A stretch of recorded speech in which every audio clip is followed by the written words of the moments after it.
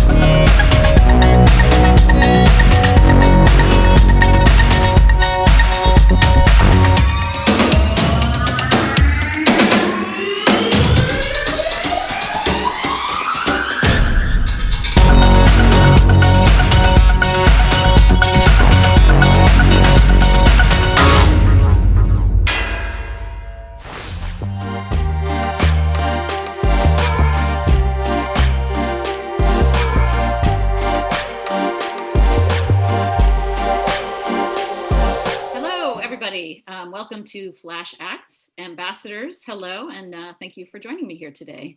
I'm Lisa Dickey, the author of Bears in the Streets, 3 Journeys Across a Changing Russia, which is a book I wrote covering 20 years of in-depth interviews with the same Russians in 11 cities across the country, interviewing them for the first time in 1995, second time in 2005, and third time in 2015. We're here today with Ambassador Jon J. Sullivan, who is our ambassador to the Russian Federation, and 2 former US ambassadors to the Russian Federation, John Huntsman and John F. Tefft. I'm going to tell you a little bit about each of our ambassadors here today. Jon J. Sullivan is an American lawyer, diplomat, and government official who's been serving as the US ambassador to Russia since December of 2019. He previously served as the 19th United States Deputy Secretary of State and as Acting Secretary of State. In addition to decades of experience in private law practice, Ambassador Sullivan has served as the Deputy Secretary of Commerce and in senior positions at the Justice and Defense Departments. Welcome, Ambassador Sullivan. John Huntsman Jr. is an American businessman, diplomat, and politician. He served as US Ambassador to Singapore from 1992 to 93, to China from 2009 to 2011, and to Russia from 2017 to 2019.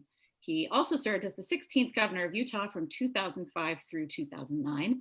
Welcome, Ambassador Huntsman. Great to be with you. Jon F. Tefft was a career Foreign Service officer for more than 40 years. He served as United States Ambassador to Lithuania from 2000 to 2003, to Georgia from 2005 to 2009, to Ukraine from 2009 to 2013, and to Russia from 2014 to 2017. As the Deputy Assistant Secretary of State for European and Eurasian Affairs from 2004 to 2005, he was responsible for US relations with Russia, Ukraine, Belarus, and Moldova. So we have a lot of experience here, a lot of smart people. So welcome, gentlemen. We're here together to celebrate the Flash Acts Festival, which was conceived by Mary McBride at the Forum for Cultural Engagement and produced by FCE in coordination with Arena Stage, the Lab for Global Politics and Performance at Georgetown University, Lyubimovka Playwriting Festival in Moscow, and the Center for Modern Drama in Moscow. Flash Acts brings together leading American and Russian writers, directors, designers, and actors, and showcases their work on a virtual stage with innovative adaptations to Zoom technology. Tonight, we're going to talk about the impact of cultural diplomacy, including how virtual technologies can expand audience reach and enhance diplomatic efforts. So I would like to start, Ambassador Sullivan, with you. Just let's talk for a minute about cultural diplomacy. How do you define it, and why do you feel it's important for the US-Russia relationship? Well, thanks, Lisa. It's great to be with you. I'm coming to you from Moscow this evening. Cultural diplomacy can be defined in a lot of ways, and I think it's best thought of broadly to include not only the formal programs that the State Department has, for example. We can trace those back to pre-World War II. The Roosevelt administration in 1938 established a division of cultural relations. And over time, those programs have grown. We've added exchange programs for students, the Fulbright Exchange Program.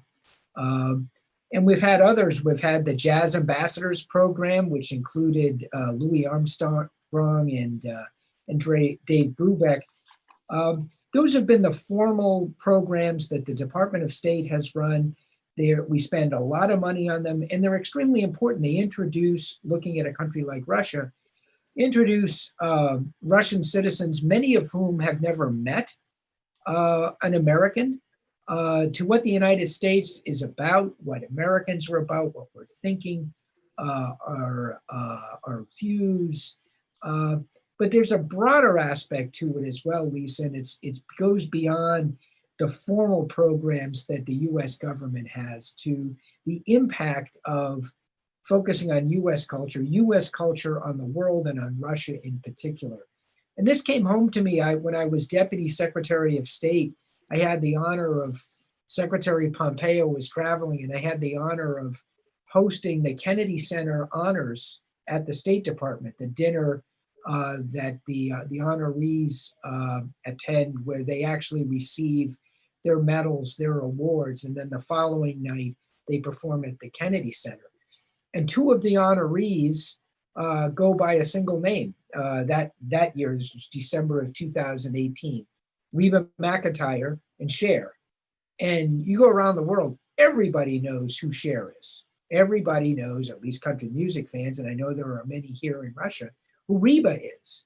And that's also part of our cultural diplomacy, the impact of our culture on the world and what it says about us as a people.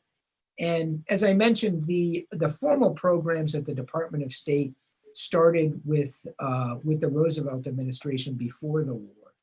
But I think of some of the best diplomats in cultural diplomacy were the GIs who liberated Western Europe and the impact that they made on Europe and Europeans' perceptions of the United States. The Americans who came, who liberated their countries, liberated them, and then went home for the most part until the Cold War started. So the perception of Americans and the perception of the United States is extremely important, as has been often described as a soft power. And it's certainly the case here in Russia. As you mentioned, Lisa, I have a background as a lawyer, and I got to speak to several hundred Russian law students from a variety of different law schools across the Moscow region. And almost to a student, and I would include the professors who participated as well, they'd never engaged with or heard an American speak, and let alone an American lawyer, describing what it's like to be a lawyer in the United States, what our court systems are like, what the expectations are for employment after going to law school. So getting to know each other is the key component, I think, of cultural diplomacy. Thank you. Yes. So to that end, Ambassador Huntsman, you've served as the U.S. ambassador to Singapore, China, and Russia. Was there a time when you first realized the power of cultural diplomacy to shape international relations? Well, thanks, Lisa. It's a pleasure to be with you and to be able to join John Sullivan, who's one of our nation's most outstanding and accomplished diplomats, and John Tefft, who's extraordinary in so many ways and left a legacy of cultural diplomacy that I learned a lot from. So I thank him. In fact, I thank both of them. You know, cultural diplomacy is such an important part of any bilateral relationship because so often in big, complicated relationships, and I would describe the U.S.-Russia relationship as such, we're talking about large issues, some of them unresolvable. And they live in kind of the physical world. That's where diplomats work mostly. Cultural diplomacy allows us to communicate not just head to head, policy to policy, but heart to heart and soul to soul. And if you want to get to know people, you have to communicate heart to heart and soul to soul. And so complementing the hard power work of diplomats with the soft power, which is bringing out the best in the innovative and cultural traditions, whether it's music, dance, whether it's books, podcasts, films, or some of the great work that you're doing, bringing playwrights together, which is just extraordinary. That is absolutely necessary to complement any kind of development of a bilateral relationship. In fact, it may be considered our most powerful weapon. I'd have to say that when my own daughter, who's a concert pianist, was able to perform at Spaso House, Rachmaninoff's Second Concerto, and she did it with an outstanding Russian pianist. And the minute they got on the stage, an interesting thing happened. They were one. They came from different backgrounds, different learning styles musically. But when they sat down to perform music together, and I think this is true across the board with culture, we tend to drop our differences and we see our similarities and our commonality. I think that's particularly the case with young people. And so the cultural diplomacy side reminds us what we have in common, not what our differences are. And therefore, it has a very important leavening effect. So I'll just say that in 1975, we had Soyuz and Apollo dock together. It was a very historic moment, just over, it was part of the space culture of both countries. I was fortunate enough to be in high school in the mid-70s, and believe it or not, the cosmonaut group actually chose our high school as a stop on their tour of the United States. So as a young teenager, we had a whole auditorium full of people in the middle of the Cold War, where there wasn't a lot of understanding about anything other than the missile count. And there on the stage appeared Russian cosmonauts and American astronauts. And they started talking about what we have in common and our goals and aspirations. And I'll never forget that moment. It was extremely powerful, and it wouldn't have been possible without both sides coming together in pursuit of not just hard power objectives, but what we have in common. So making that a pillar of our outreach as diplomats is absolutely critical. And I would say in the US-Russia relationship, it is perhaps among the most critical things that we do as diplomats. I think you're so right about that, Ambassador Huntsman, particularly, just getting people together, having them communicate. And as you say, I love that moment of your daughter playing piano and then, with the Russian pianist and sort of having this back and forth, which is so crucial to this kind of cultural outreach. But so with that in mind, I want to ask Ambassador Tefft a question, which is during your tenure in Russia between 2014 and 17, you attended America Days festivals and you hosted a lot of American artists at Spaso House. And through those types of events, we were able to share American culture with Russians.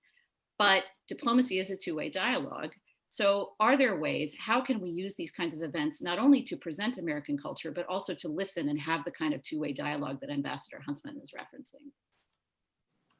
Thank you very much, Lisa. Let me first of all say thanks to Ambassador Sullivan and his team for inviting me to participate today with Ambassador Sullivan and Huntsman. I totally agree with everything that John and John have said.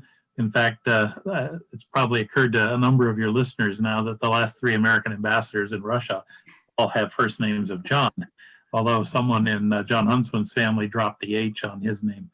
A long line of illiterates. I want you to know that when I thought of this the other day, I remembered that when I was in 1996, when Tom Pickering left Moscow as ambassador, I was his deputy at that point. I became what we call the chargé d'affaires. I became in charge of the embassy.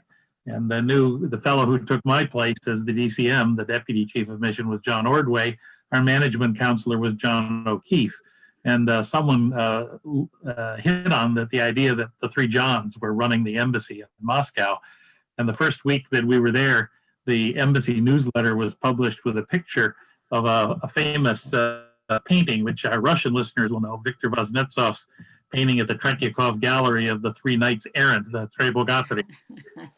And the people who put together the newsletter photoshopped the faces of myself, Ordway, and John O'Keefe onto the faces of the 3 knights. This gave us all a very good laugh, and I want to tell this because I suspect now the Embassy Press and Culture section will consider reprinting the photo again with the faces of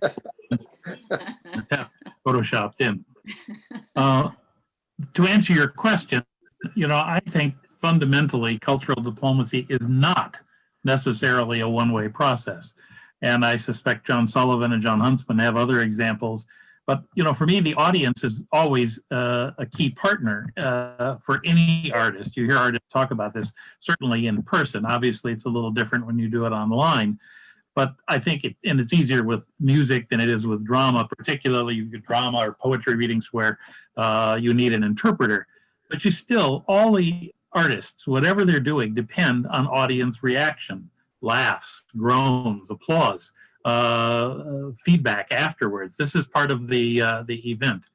Let me give you 2 examples of where I think we were able to try to bring people together. Not long after I became ambassador in 2014, the great American jazz trumpeter Clarence Blanchard appeared with Igor Butman and his big band at Spaso House one night.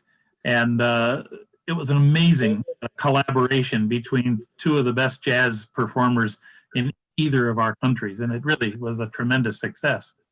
But perhaps even more to my point is one night we were able to feature at Spaso a concert of young American Broadway singers who performed with some Russian Broadway performers as well. The young Russian actress who was involved that day was actually starring at the time as Christine in Dmitry Bogachev's Russian production of The Phantom of the Opera. And so she sang the famous duet, All I Ask of You, with a young American male singer. She sang it in Russian, he sang in English, and they alternated back and forth in this duet.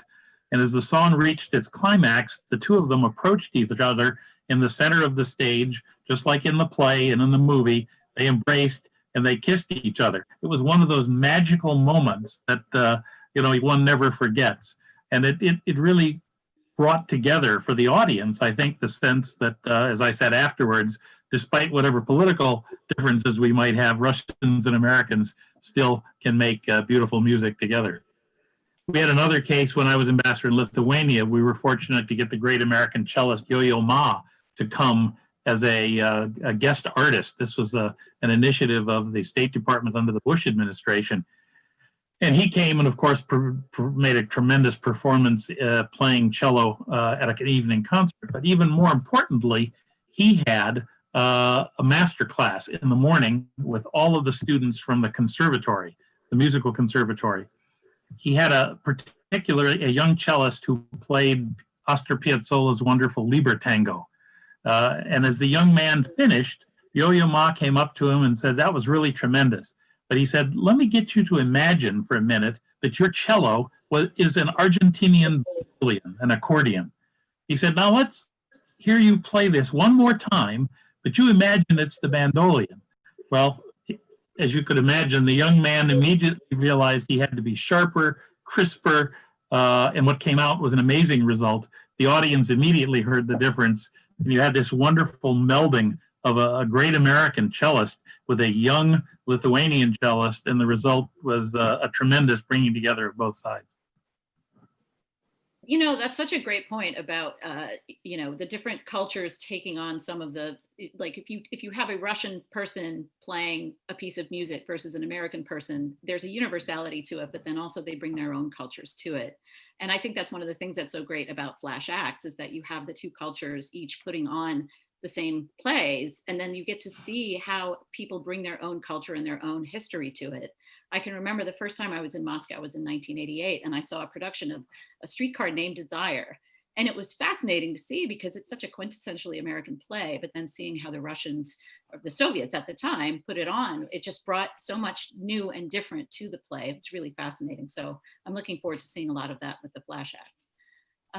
Thank you for that. I'm going to switch gears a little bit. Ambassador Sullivan, I want to talk about how the COVID-19 pandemic has affected how we engage and interact with people.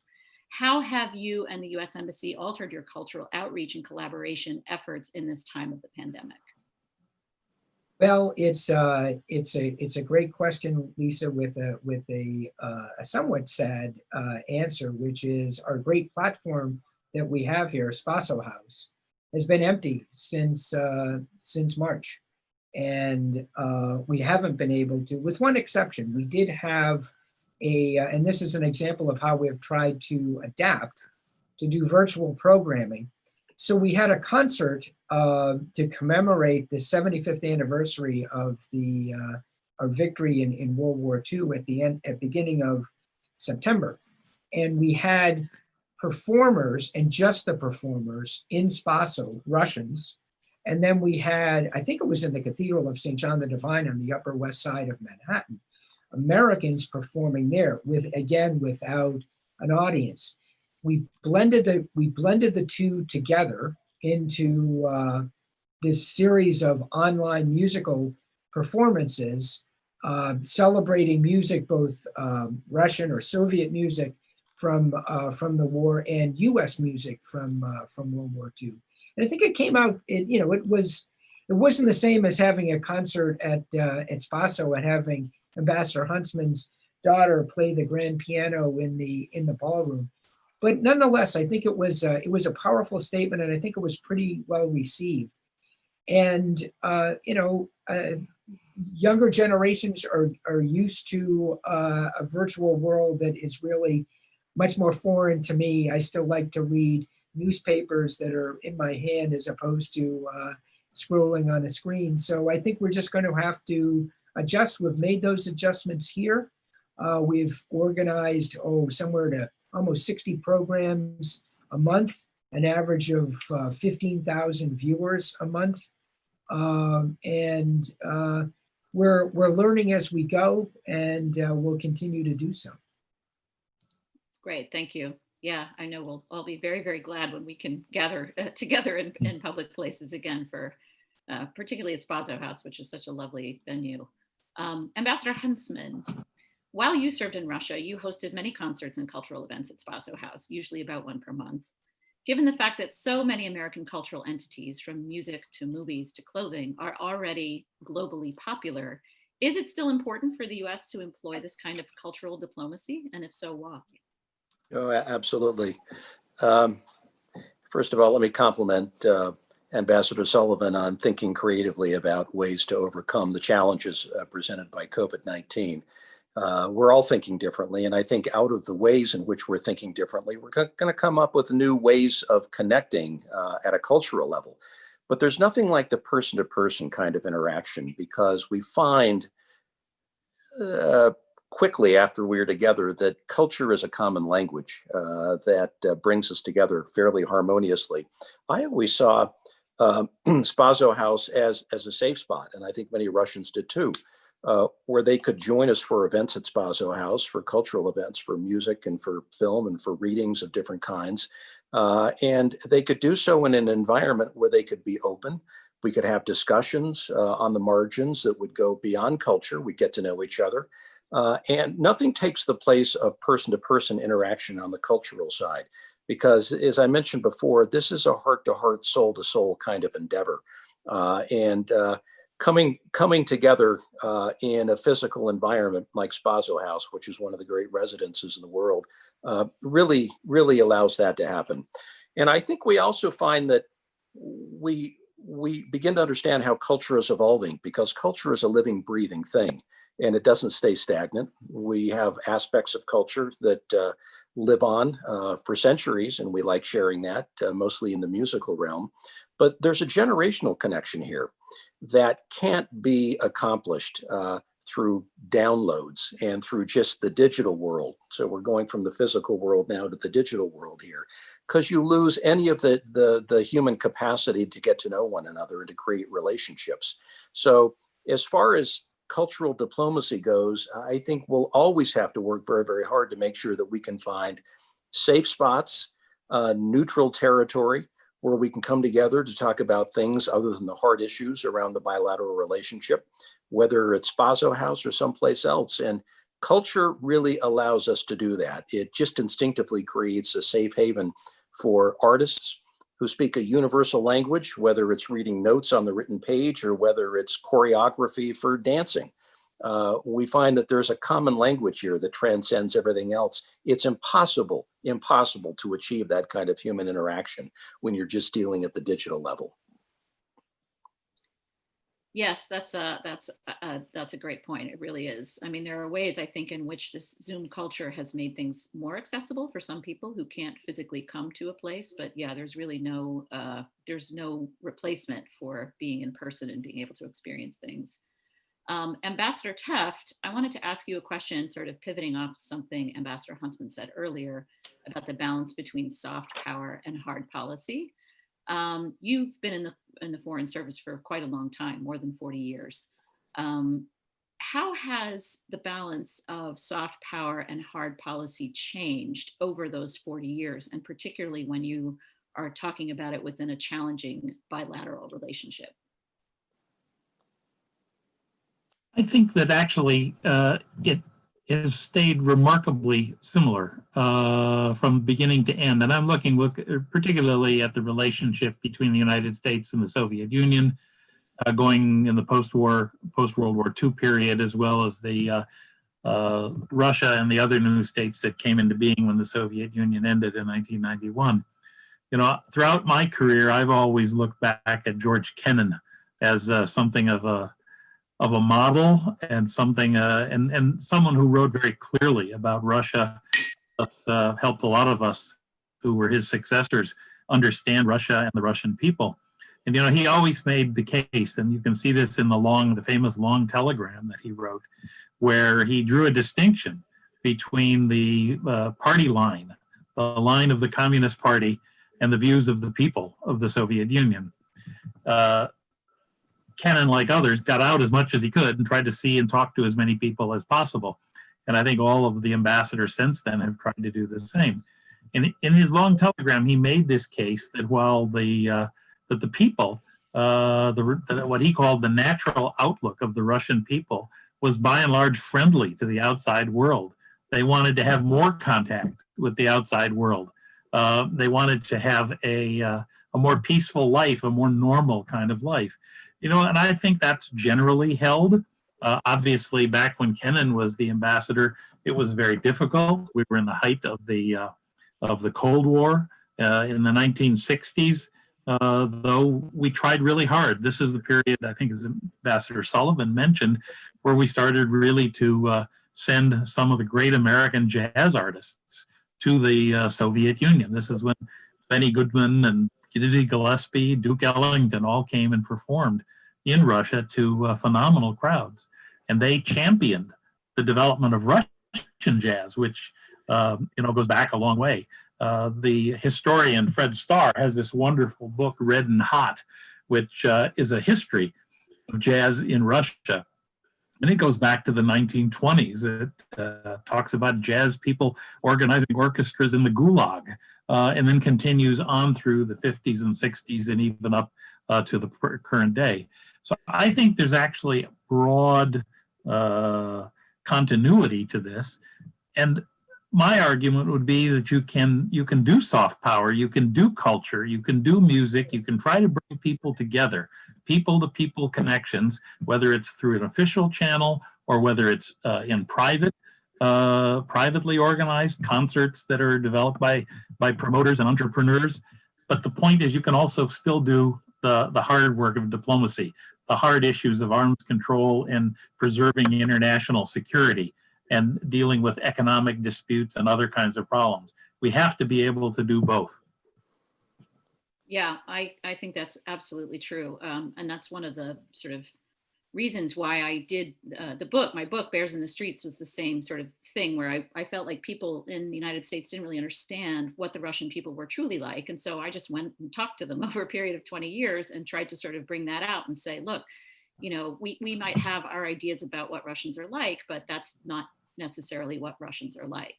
But one of the things that I think is really tricky in this time period in particular, and also during the Cold War is that, the perception of who Russians are and the perceptions that Russians have of who Americans is very much colored by the relationship between our governments.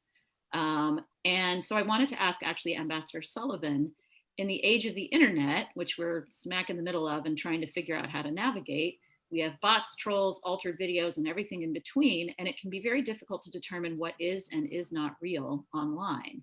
So my question to you is in this kind of environment, is it really possible to create digital cultural diplomacy that is truly authentic? Well, Lisa, it's certainly more difficult. And as Ambassador Huntsman said, missing, not being able to have the people-to-people physical contact is a part of it. But you've also pointed out the ability for a government to manipulate information, misinformation, images, deep fakes. There's a much wider field for security services in a country, in Russia, for example, to manipulate the information that the populace receives. I've seen, and I think there's polling that would suggest here in Russia that younger people who have greater access, but having said that, the internet there's more internet freedom here, as I'm sure Ambassador Huntsman can attest, than there is, for example, in China. And younger people here who are able to get sources of information that aren't screened, filtered, manipulated by the government are better informed than older generations that are relying more on state media and more traditional forms of information. You see that in polling, for example, among Levada Center polls and others here in Russia. So it does lead to misperceptions, misunderstandings, and that's really I think what we've all three of us have been saying about getting a better understanding of, for Americans, of who Russians are, and for Russians who Americans are, because it's really easy for misperceptions to grow and for governments to manipulate them now, unfortunately. Yeah, I think one of our biggest tasks moving forward is going to be to figure out how to deal with that, because I think the technology has moved forward more quickly than we are able to determine how to deal with some of these issues that are coming up. Ambassador Huntsman, the next question is for you. Over the past 2 decades, advancements in digital technology have in some ways begun to dissolve the boundaries between countries. Can you talk about the differences between using the internet to promote cultural diplomacy versus using it to further blend our cultures? Well, people are adaptive species, and this is a very exciting area because the digital platform is also evolving very, very quickly and providing a lot of new opportunities that heretofore just haven't existed. But it also means that countries will have to maintain open access to digital platforms, and that's a political issue. I think it's going to be a very hot political issue going forward. In China, there's very little digital access, or if it is, it's controlled. And I would argue that Russia suffers from a similar malady, although not to that extent. You have to have openness in order for culture to prevail. For culture to be renewed, whether it's film, dance, or music, you have to have a sense of openness that allows people to act freely and to write freely and to perform freely. So as we look at culture and the various aspects of culture, I think it really does intersect with politics in a very interesting way. And it's going to create some, I think, very important discussions going forward about not just the creation of culture and for the new generation, but how people access that culture. Now, again, I don't want to replay what I've already said, but the digital world, which is a little different than the physical world that diplomats live in, is where we are today. And one thing, I always like to look for the silver lining in catastrophes. And out of the catastrophe that is COVID-19 has come an ability for our adaptive species to figure out how to continue connecting, because we as humans like to connect. We have to be part of things. We like to communicate. We like to solve problems. So digital platforms will always, I think, allow that to happen. But let's remember that we've for 100 years at least called an end to the interconnected world, that borders are being blurred and cultures are being harmonized. All the way back 100 years ago, I mean, you look at communication, the laying of the undersea cables, transportation, what John Maynard Keynes said back in the day about we all becoming one. I don't buy that necessarily. I think it all helps to facilitate our interaction, and the digital world will continue to help. But culture is going to spring out of we as people, our life in the moment, the political environment in which we live, the constraints on our existence, which tends to bring out a creative genius in many people. So I look forward to a lot of very rich culture being created in the aftermath of COVID-19, again, looking for the silver lining. And I'll just end with this. I plugged into the Carnegie Hall annual event just a couple of nights ago. They've never done anything on a digital platform, never. And this is one of the great concert halls in the world. It's played host to a lot of great Russian performers over the years, as many know. And for the first time, they went on a digital platform. Was something lost on it? Yeah, arguably. People weren't live in the concert hall. But on the other hand, they're figuring out ways to allow more people to access great culture. They've never done that before. So out of this calamity, we're all using parts of our brain that we've never used before to figure out how best to connect. And that will continue. My hope is that it continues in parallel with government policies that allow openness for creativity and for communication, because without that, our cultural relationship will be limited. That's great. So true, I think. And also, I just wanted to follow up quickly, Ambassador Huntsman, speaking of performing freely and connecting. I heard a rumor that you had a brief rock and roll career when you were ambassador. Can you tell us a little bit about that? Oh, I did. And, I've always been fond of saying that I don't know that rock and roll or even jazz music, getting back to John Teff's earlier recitation of some great jazz musicians, I don't think it ever could have been created anywhere other than in the United States, because we have the innovative capacity and the freedom and the culture that just brings out the elements of rock, the elements of jazz. So I got swept into jazz music first and segued into rock because I could make some money doing that. And that was all good until our band didn't make it into the VidCon. Then I had to kind of figure out how to get a real job in life. But it's maintained, it's been a part of me ever since. And it was such an honor to be able to participate with bands like Chicagovich, where I sat in on keyboards at one of their events at a club downtown in Moscow. And again, you get on the stage and politics and our differences are lost, and we're all moving in common syncopation. We're all moving in the same chord progressions. We're thinking in similar terms. And I thought, if we could bottle this up on this stage and place it in the foreign ministry and all kind of abide by the same ground rules, there isn't a problem we wouldn't be able to solve together. Perfect. Thank you. Ambassador Tefft, this question is for you. During your 40+ year in the Foreign Service, how have you seen cultural diplomacy change, and how do you see it changing over the next decade? Thanks, Lisa. I always feel so inadequate when I listen to Jon Huntsman talk about his music career.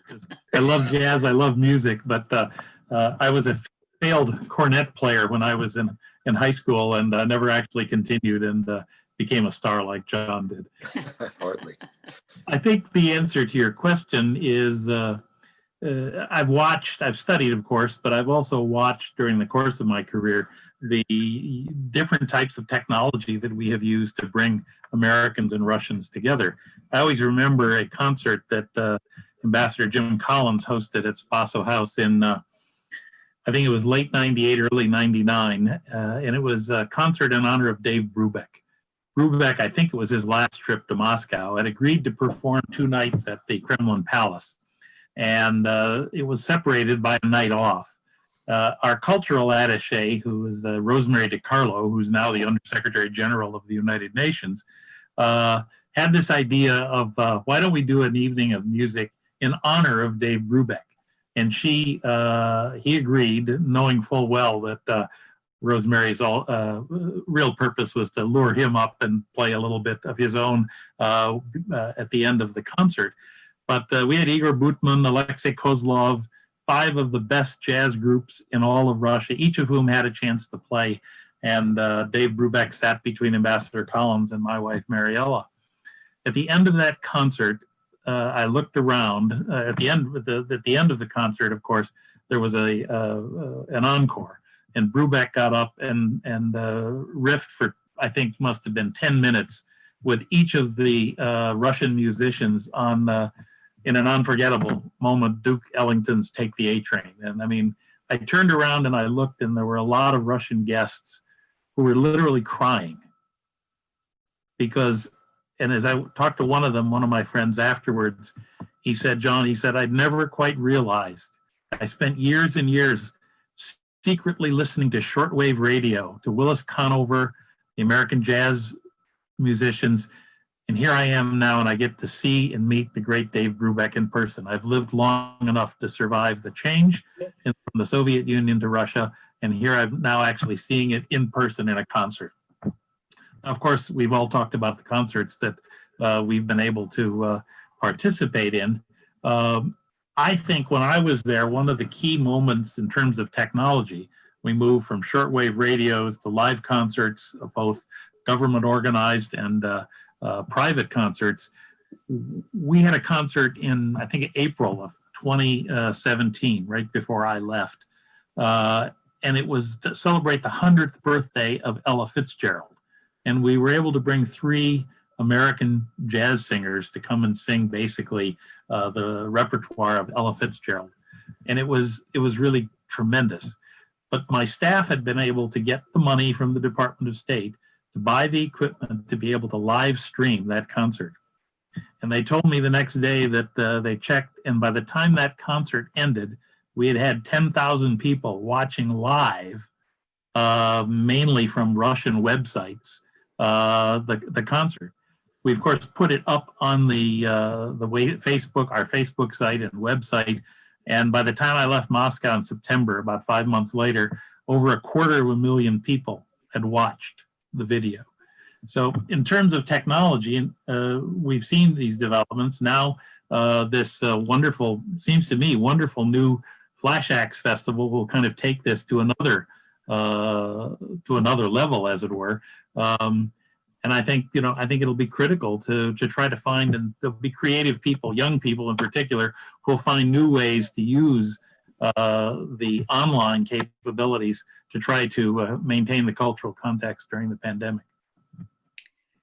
And that's perfectly segues into what is my last prepared question for you guys, which is what do you hope will come out of programs such as Flash Acts? I mean, obviously we've talked a lot about musical moments and concerts and sort of the collective feeling that one gets from playing and singing and hearing music together. And Flash Acts obviously is plays, and it's plays in 2 different languages and different interpretations. Is this the kind of collaborative program that you see us creating moving forward? What do you hope to see come out of this Flash Acts? That's for any of you. Ambassador John, can you take that one?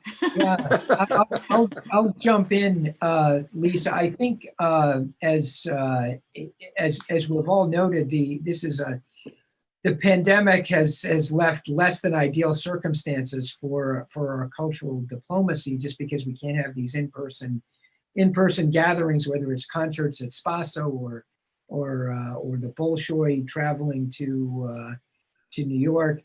But I think we can take the best of what we're doing now with these virtual, whether it's this type of activity, to include people who might not be able to, because for any number of reasons, inability to travel, etc. Going forward, when inshallah we are past the lockdown phase of this awful pandemic and we're back to performances in theaters and in concert halls and in sporting arenas, that will take the best of what we've developed during this period when we were, harkening back to Flash Acts, isolated and forced to develop these other new means of communicating and sharing ideas in our culture. We'll take the best of that and fold it into an even broader, richer program of cultural diplomacy. That's great. Yes, one can hope. That's good. I have some questions coming in from people who are watching. So I'm just going to go ahead and ask a couple of these that are coming in. First audience question is, what is the biggest challenge you have discovered in adapting to this new era of diplomacy? And anyone who wants to take that is welcome to. I would say, Lisa, that it's a human cause problem, and it's politically entangled in a lot of different things, and that's the inability for people to travel and to see one another country to country. So just little things like visas and the paperwork necessary to travel has become very, very difficult. And it threatens any kind of progress we might be able to make otherwise, because we have 2 very fertile cultures in our respective countries.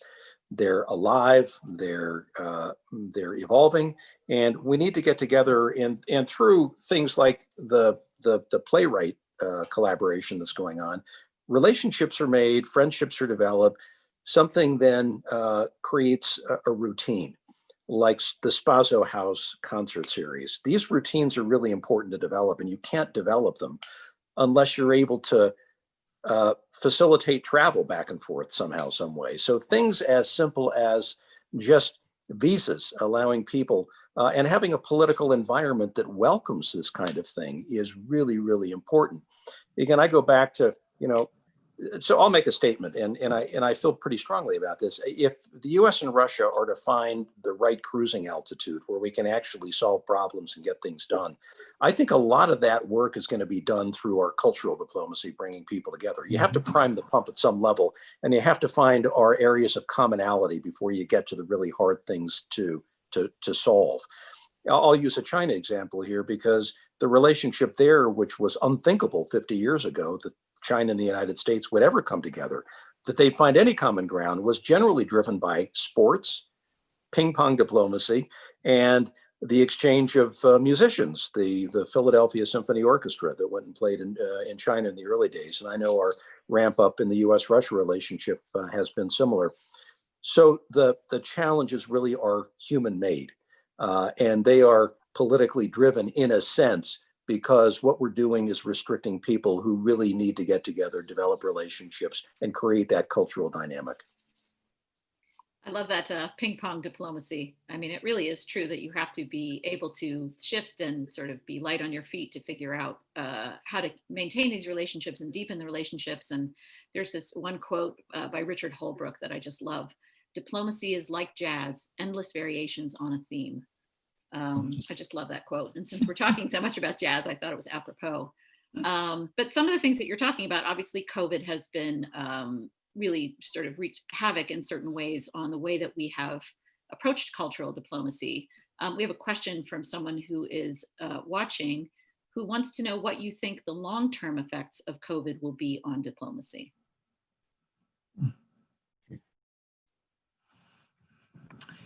I'll try if at least start it out, and then I'll turn it over to the other Johns to try.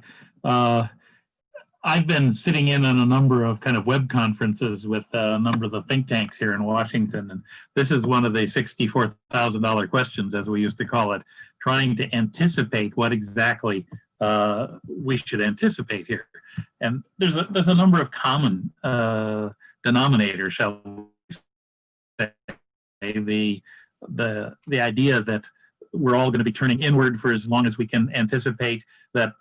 Not just because of the physical inability to travel and do the kind of traditional diplomacy that Ambassador Sullivan and Huntsman have talked about, but our countries are so focused on their own internal problems, and certainly the United States is no exception to this. And it's not just our election; it's a lot of other things. But you see this happening in other places in Russia. I've been on some conferences with Russian experts who look at their own country and worry very much that this inward turning, which results in things like less transparency, less openness, is going to hurt the country, not just politically, but economically, culturally, and it's going to hurt the education of younger people. You need this kind of openness, which we've talked about today, to be able to make a lot of other things go. Now, the other big question for me is economically. How does this play out? And it's still hard for us to see exactly what the implications are going to be in the United States, in Russia, in any of these countries on the global economy, and to be able to sit down and predict how that's going to transform itself into politics and international affairs is hard to say. Last point, one thing that does not seem to have stopped is conflict, and we only need to look at the Nagorno-Karabakh situation. I gather the Armenian and Azeri foreign ministers are in Moscow today, but sadly, the pandemic has not acted as an inhibition against further conflict, but it perhaps is making it harder to find ways to bring together diplomats in the traditional fashion to try to find ways to at least stop the fighting, stop the killing, even if you can't finally resolve the problem. Now, Lisa, my reaction to your question was, my first thought was the famous alleged quote from Zhou Enlai in response to the question from Henry Kissinger about his assessment of the French Revolution, and Zhou Enlai responds, "Too soon to tell," right? So that type of, I think it's too soon to tell. In fact, that's an apocryphal quote. I believe Kissinger was really asking about the student revolts in Paris in '68. And that's what Zhou Enlai was saying, too soon to tell. But it's a much better story about the French Revolution. It is a good story. Yeah, it's, as we talk about COVID and as we talk about some of the issues we have with internet and authenticity on the internet, and the way it's all moving much more quickly than we're able to sort of keep up with it. I mean, it does seem to me that diplomats for years and decades, there were different situations that would come up and they would have to figure out how to deal with them and who they were going to deal with.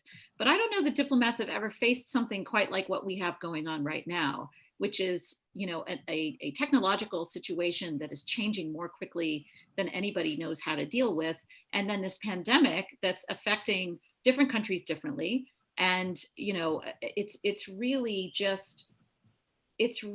a kind of a catastrophe everywhere. I would imagine it'd be very difficult right now to be a diplomat and trying to figure out how to navigate all of these situations.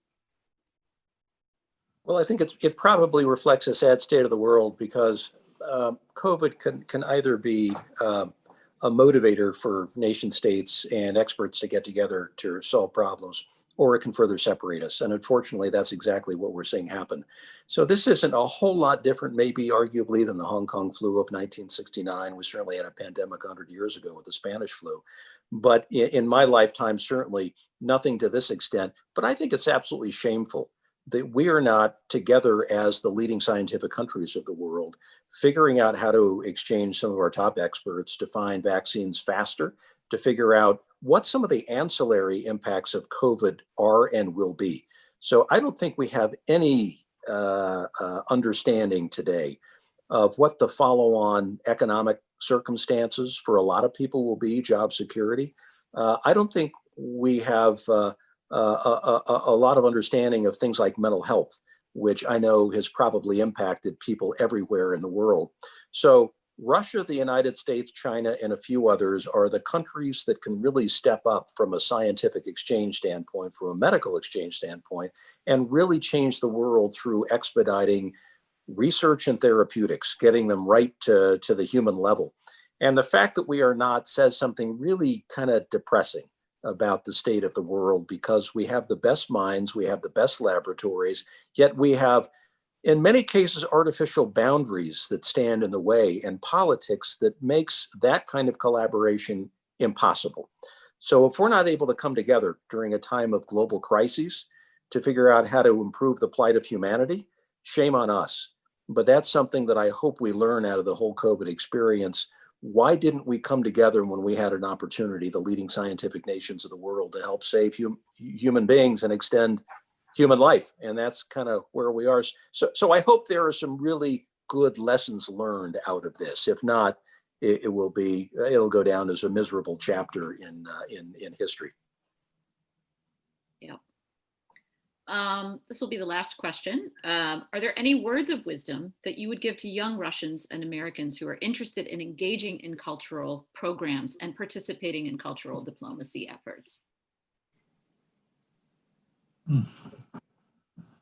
I think the answer is a short one. Don't give up. Don't let the pandemic inhibit you. Try to find ways to continue in the short term, obviously virtually, but in other ways. I'm always struck when I watch some of these musical performances online from some of the great musicians, and how cleverly they use the virtual world. I know the RAND Corporation, where I work part-time now, we've got young people who are now already thinking, young political scientists and others who are already thinking about what happens next year after the vaccines start to come in, and some people are safe, but we still have to have masks and we still have to use virtual, and they're trying to figure out ways to have both in-person supplemented by virtual events, and trying to think creatively about how you use the technology as we manage the transition, hopefully away from the pandemic to a little bit more normal world. That's great. I would say, Lisa, to the next generation, don't be afraid. Venture out, be a little intrepid, and realize I don't want to put too much responsibility on the shoulders of our young friends, but the future of the U.S.-Russia relationship is very much in their hands.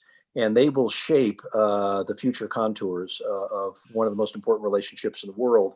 And in order to engage, you've got to step up, you got to show a little curiosity, and you can't be afraid.